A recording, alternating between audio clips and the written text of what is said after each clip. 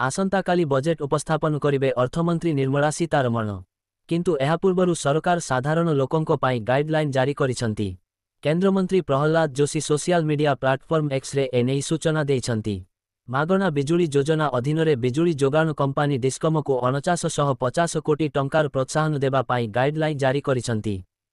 केंद्रमंत्री अनुसार डिस्कम को इनसेंटिव देबार क्राइटेरिया रे बेसलाइन लेवल भिन्न एक additional grid connected rooftop solar capacity रो इंस्टॉलाइजेशन अचीवमेंट शामिल रही। मंत्रालय अनुसार एही योजनार खर्च 75.021 कोटी टंका रही एवं एहाकु आर्थिक वर्ष 2026 बिना 27 पर्यंत लागू कराजिबो।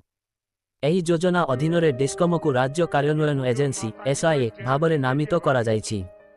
पीएम सूर्य घर मागणा बिजुली योजना अधीन हिताधिकारी घर छातरे सोलार पैनल लगाई निज बिजुली बिल फ्री करि पारिबे। एही योजनार 1 कोटी घर को मासिक 300 यूनिट मागणा बिजुली प्रदान करिबा पाई लक्ष्य रखा जायछि। एही योजना पाई सरकार 78,000 टंका पर्यंत सबसिडी प्रदान करिथाए। एहा व्यतीत एथिरे 25 वर्षर वारंटी मध्य देइथांती सरकार। एही योजनार लाभ उठाइबा पाई प्रथमे एहार ऑफिशियल वेबसाइट को जांतु। एहापरे निज राज्य चयन करंतु एवं निजर बिजुली जोगाण कंपानी चयन करंतु। मोबाइल रे आसीथिबा ओटीपी देई कापचा लेखिबा परे सबमिट रे क्लिक करंतु। एहापरे जणे ग्राहक रूफटॉप सोलार पाई आवेदन करि पारिबे।